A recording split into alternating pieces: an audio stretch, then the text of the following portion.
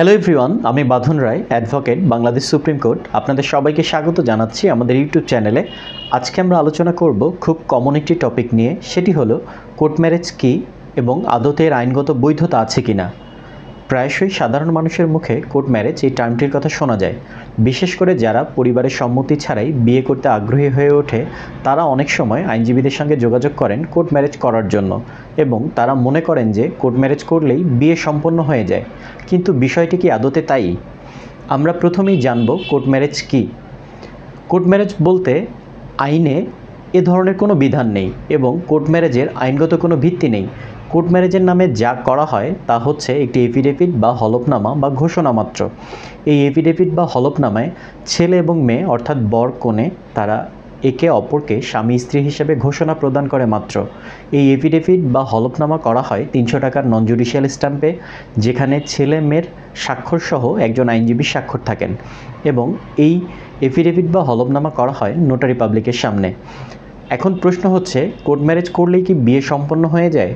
আমরা আগেই জেনেছি যে এটি একটি এফিডেভিট বা হলফনামা বা ঘোষণা মাত্র। এই এফিডেভিট বা হলফনামার মাধ্যমে বর কনে নিজেদেরকে তাদের একে অপরের স্বামী স্ত্রী হিসেবে ঘোষণা দেন মাত্র। বাংলাদেশের প্রচলিত আইন অনুসারে বর কনের মধ্যে তাদের ব্যক্তিগত বা পারিবারিক আইন অনুসারেই বিয়ে সম্পন্ন করতে হবে।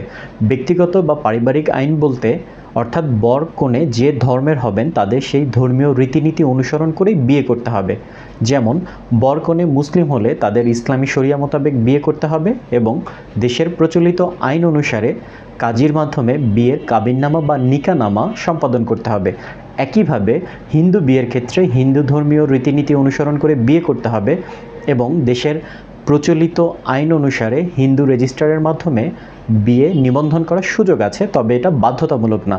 এটা মূলত প্রয়োজন হয় বিয়ের প্রমাণস্বরূপ ব্যবহারের ক্ষেত্রে। ব্যক্তিগত বা পারিবারিক আইন অনুসারে বিয়ে করার পর কেউ ইচ্ছে করলে এই হলফনামা বা ঘোষণা করতে পারেন। 2015 সালে আইন মন্ত্রণালয় হতে একটি গেজেট বিজ্ঞপ্তির মাধ্যমে জানানো হয় যে নোটারি পাবলিক এফিডেভিটের মাধ্যমে বিয়ে পড়াতে বা নিবন্ধন করতে পারেন না। নোটারি পাবলিকের এই ধরনের ঘোষণা দেওয়ার আইনগত কোনো ভিত্তি নেই। সুতরাং পারিবারিক বা ব্যক্তিগত আইন অনুযায়ী বিয়ে না করলে শুধুমাত্র ঘোষণাপত্র বা হলফনামা সম্পন্ন করলেই আইন অনুসারে বিয়ে হয়েছে এটা বলার কোনো সুযোগ নেই।